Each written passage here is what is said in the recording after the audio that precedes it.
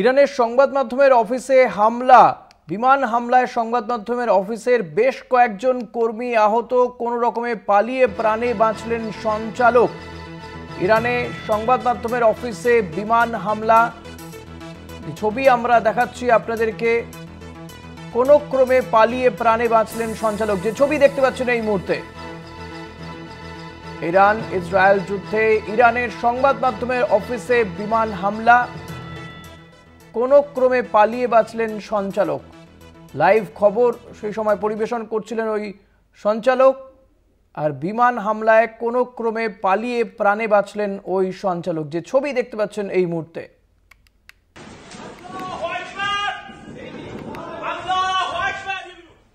صدای حق و حقیقت است. آنچه که ملاحظه کردید، صدایی که شنیدید. ইরানের সংবাদ মাধ্যমের অফিসে বিমান হামলা, বিমান হামলায় সংবাদ মাধ্যম অফিসের বেশ কয়েকজন কর্মী আহত বলে জানা যাচ্ছে। কোনো রকমে পালিয়ে প্রাণে বাঁচলেন সঞ্চালক। সেই সময় লাইভ খবর বলছিলেন তিনি, সংবাদ পরিবেশন করছিলেন, সেই সময় এই বিমান হামলার ঘটনা ঘটে। রিয়া মাঝি রয়েছে। রিয়া, কি জানা যাচ্ছে বিষয়? আর জানিয়ে রাখবো যে ইরানে আমরা জানি যে ইরান এবং ইসরায়েল নিয়ে যে ঘটনা ঘটে চলেছে, যে যুদ্ধ পরিস্থিতি তৈরি হয়েছে, তার মধ্যে আজকে যখন ইরানে স্টেট টিভি বলে একটি যখন লাইভ চলছিল, সেই সময় সেই চ্যানেলেই হামলা হয় এবং সেখানে মিসাইল হামলা হয়েছে বলে এমনটাই জানা যাচ্ছে একাধিক এজেন্সি সূত্রে।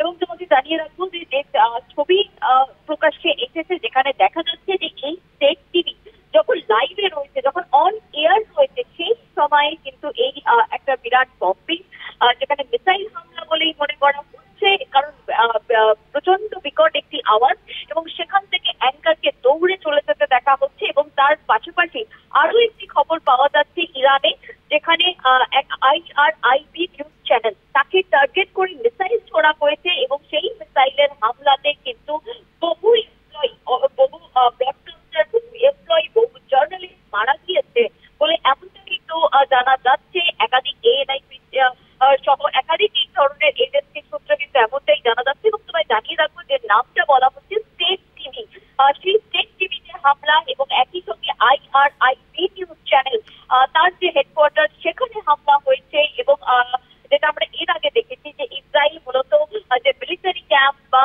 যে নিউক্লিয়ার বেস রয়েছে, সেগুলোকে টার্গেট করে হামলা চালিয়েছে। কিন্তু এইবার আজকে যে খবর আসছে বা এই মুহূর্তে যে খবর আসছে, সেখানে দেখা যাচ্ছে যে নিউজ চ্যানেলকে টার্গেট করে হামলা করছে ইসরায়েল বলে কিন্তু এমনটাই এজেন্সি সূত্রে জানা যাচ্ছে।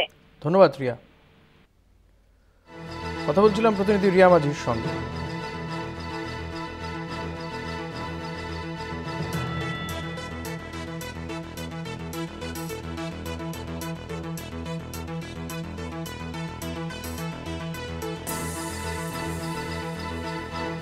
ইরানের সংবাদ মাধ্যমের অফিসে বিমান হামলা,